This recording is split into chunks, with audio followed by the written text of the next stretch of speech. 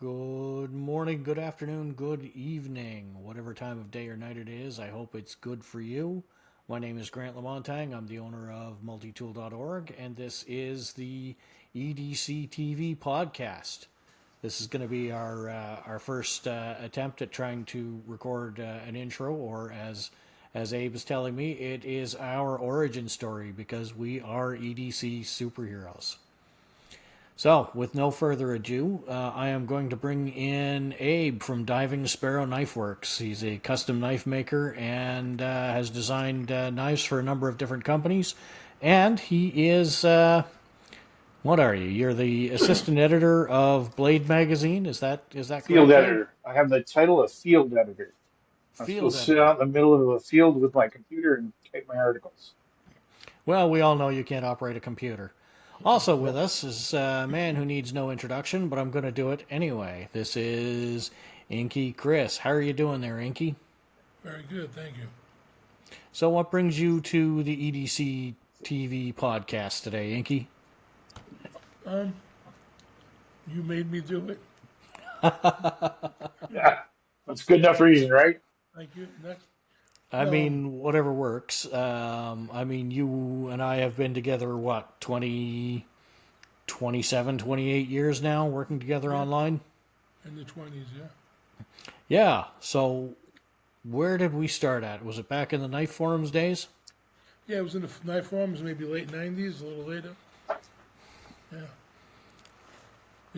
I was the moderator for a few forums and co-moderated one with you. That is true. Yeah, I remember that. Then you did administrate your forum, the multitool.org. I was a moderator on other forums as well. A knife collector, trader. That is excellent. Pimping, all them things. And Abe, you and I go back quite a ways too, don't we? Yeah, we do. We do. I think just shortly after I started writing. So I'd be almost 23 years now. Yeah. So that's been a while. You and Inky, of course, are just meeting up to do this podcast with me, and I really appreciate having you both with me. You both bring some pretty spectacular and unique stories, which I'm looking forward to sharing with everybody here. It's the knife industry has blessed me. I've been very grateful for all the people I've met and everything I've learned. For myself, I was a farm kid. So the idea of carrying a pocket knife on you and getting stuff done, that was like a third hand you had to have. You just couldn't work. There was just so much you did with it. During a daily basis, and I got into scouting. So I started collecting when I was about 9 years old.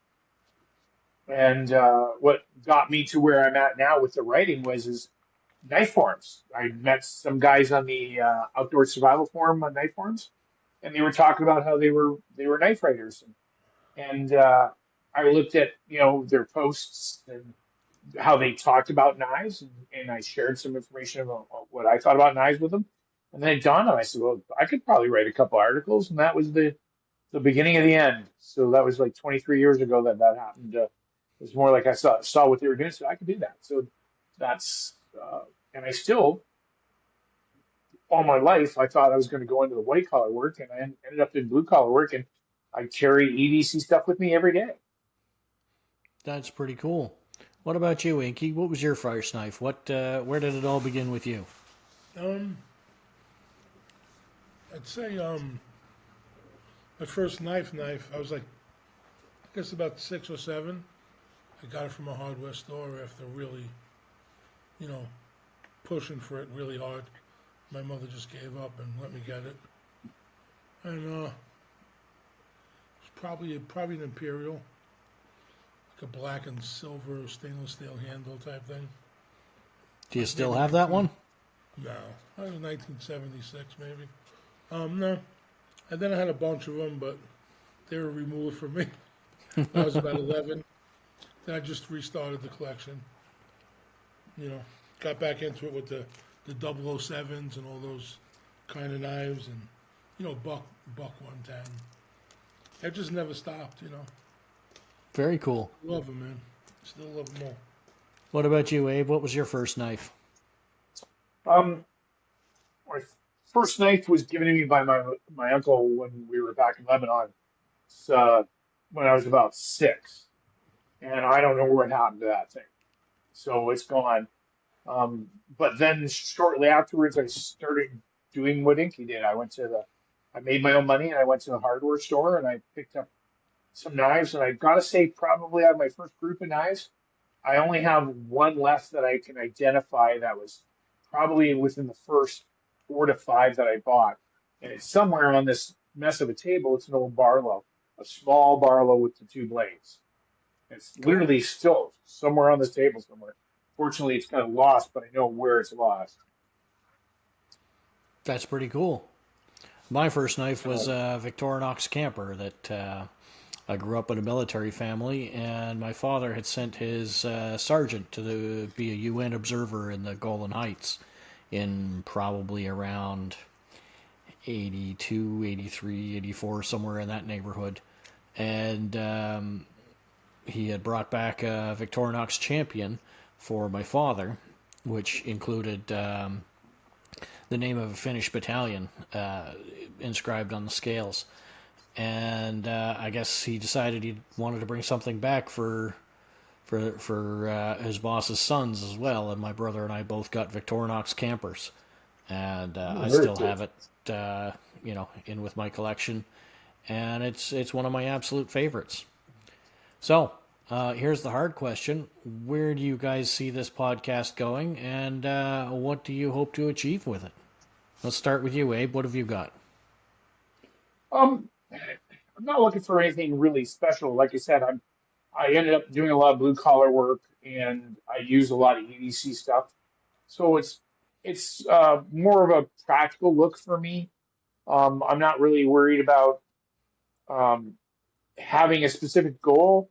I'm more like I'm going to share what my experiences are, and if anybody picks anything useful up out of it, I'll be really happy, because that's how a lot of the stuff I've accumulated as far as knowledge and gear stuff goes, is people just share what they do, and I'm like, oh, that's cool. I've never thought of doing it that way before, or never thought about buying that before.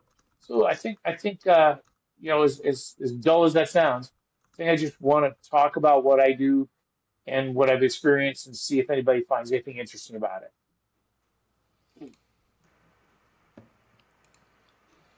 Well, that's pretty cool.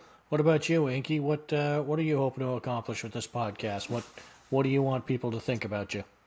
I just want people to, if they need any knowledge that I have, they'll be able to use it. Been collecting for a lot of years. I have a pretty good general knowledge, and I just hope that, people could learn, or I could even learn from other people. Whatever it takes. So just kind of a pay it forward thing. That's pretty cool. Yeah, of course. Well, that's pretty great there, guys. Well, as you know, all of us have been involved in the knife industry. A lot of people share, like I said, a lot of people share a lot of stuff. I've ran into a lot of people in the knife industry, and they'll just share stuff, and that, I think there's a huge like you said it right, pay it forward attitude inside the knife industry that makes it that great of an industry. That not everybody's like that. You always get some people that are pretty stingy with their information, but I think we've all experienced. I've experienced it in you, and just getting ready to do this podcast. I've experienced it in Inky, right? Yeah, I've always found that knife people are generally pretty great. There's there's a few people that are always going to be the special ones that help you generate the stories, but for the most part, I've been members of forums since, probably at least the 90s. I've been involved in the in the industry in one way or the other, and it always amazes me when I meet somebody like oh gosh, Sal Glesser from Spyderco, or Ernest Emerson. These are guys that they're largely responsible for the shape of the industry today, and they talk to you like you're an equal. They don't, there's no airs of greatness about them where they act like they're better than you. And I think I've been really lucky in meeting a lot of the greats of the industry, some of which have since passed away. But, I've met Daryl Ralph, and I've met Blackie Collins, and Leslie Asis from Benchmade, and they have just all been fantastic individuals. And I think that that's kind of more the norm for this industry, which is great. I dabble in a few other industries here and there, and there's definitely the vast majority of people are nice, but there's always seems to be a higher percentage of the egomaniacs in there that want to act like they're special. So this is a really great industry. I'm proud to be a part of it, and I'm really glad to have you guys with us. What about you, Inky? Got any thoughts? Sorry, Abe, didn't mean to cut you off. No, I was saying I'm glad to be here. Thanks for inviting me. Oh, absolutely thrilled to have you. I said this before. I don't think that I could really pull off a podcast like this without two guys like yourselves. And I've known you both for years. There's nobody else like yourselves. I don't think anybody wants to be like me. But how about you, Inky? Inky, what's your thoughts, Inky? I'm glad to be here too. Met a lot of nice custom knife makers, and purveyors, and all kinds of people. Knife people are different kind of people, in my opinion. But we're gonna have some fun with this podcast, I believe. Some information going. Yeah. So I think, Inky, you have been a member of more of the various knife forums than I have. You were more of a contributing member to the Jersee Devil's knife forum as well, I believe. Yeah, I was a moderator there for a few forums. Yeah, I joined there, but I never really spent a lot of time on that one. Not being anywhere near New Jersey seemed to be a bit of a detriment for that. So for me, mostly it's been, knife forums, and then, of course, my own forum at multitool.org, which, you've been a part of since the very beginning, and, you've helped shape it as well. And I think that we've accomplished quite a lot. We're in our 20th year now, which, that's just crazy and amazing. It's awesome. Yeah, that's saying a lot. That's keep something like that running for 20 years. It's incredible. Well, it's some years have been easier than others for sure, but you know what? I wouldn't trade it for the world. Every now and again, I get messages from people saying, we'd like to buy your forum, and nobody will ever give me what I would have to have in order to, to ever pull the plug on that. It's not just a forum. We've got, the main site full of reviews and blog posts. We've got, the wiki, which is full of all kinds of information. Also, we have SAKWiki, which is, basically the finest compendium of Swiss Army knife knowledge known to man. Even the folks at Victorinox used it internally because, and this is perhaps the greatest compliment I've ever gotten in my life. The Swiss company, Victorinox, uses my reference for their product because mine is more accessible and more complete than their own in-house Swiss records. Very cool. That is, you can't get better praise than that. It's an amazing tool. One of my favorites. Yeah. And, we have some more, some great things planned, including this podcast. This podcast is, of course, brought to you by the fine folks at multitool.org, of which I am the finest. No, I am just the one that pays the bills and keeps the lights on. It's getting deep here. It's getting deep. I met some of the people off your forum too, and I got to say, again, good group of people. SHOT Show. I'm starting lots of names. Who's that guy that? There was one year. This guy, you brought this gentleman with you. He's an engineer. Engineer. Who did I bring that was an engineer? Bald head. Bald head. You can hang around a lot of bald-headed people. Seems to be my type. Mike was his name? Was it Mike? Either way, he Mike, was a really nice guy. I enjoyed meeting him. Mike, If he's an example of most of your guys, that's a good forum. was that the year that we were in Florida? Because if No, it so, was that Vegas was. because I had my surgery. Who did I? We Are you posed thinking in about front of Bob? that famous statue.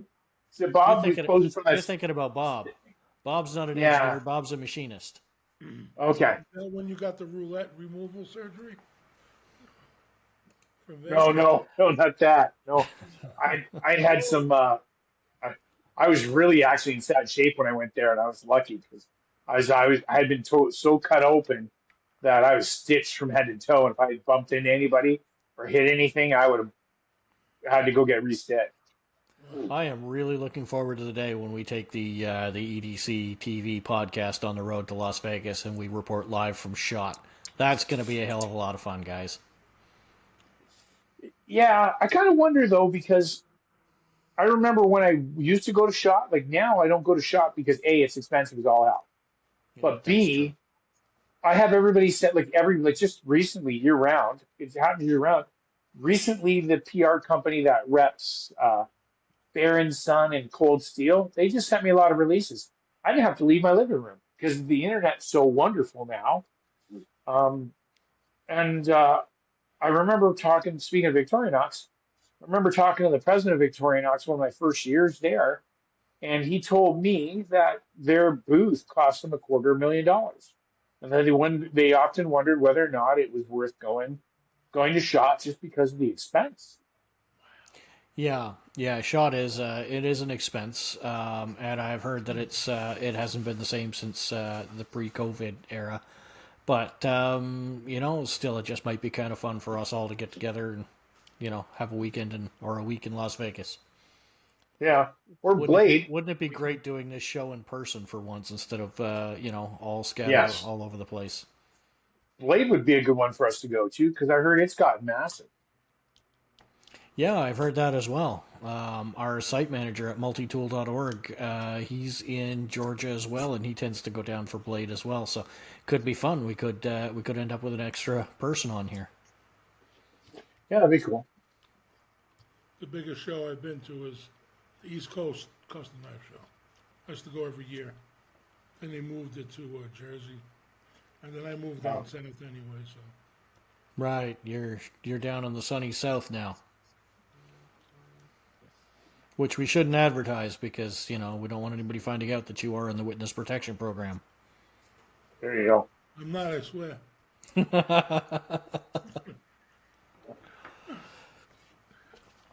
Okay, guys, So- that's pretty much it for this. Is there any one thing you wanted to say to people before we shut this one down? No, just hopefully you enjoy the show and remember the best tool you have is between the ears, first and foremost. And we're here to be honest and tell you what we think.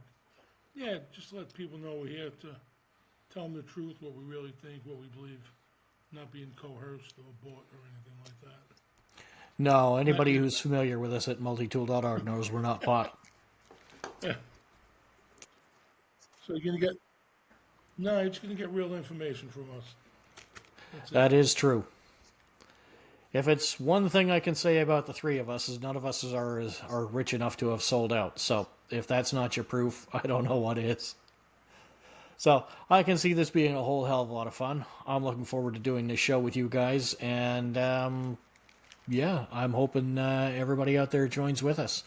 Soon we're going to have some call-in segments. We're going to have some feedback. Of course, we're going to have a dedicated forum at forum.multitool.org, so you can interact with us and all the other members there at any time. And I'm really looking forward to this. I'm pretty excited. I hope you guys are too. Thank you very much for watching, and have a great night.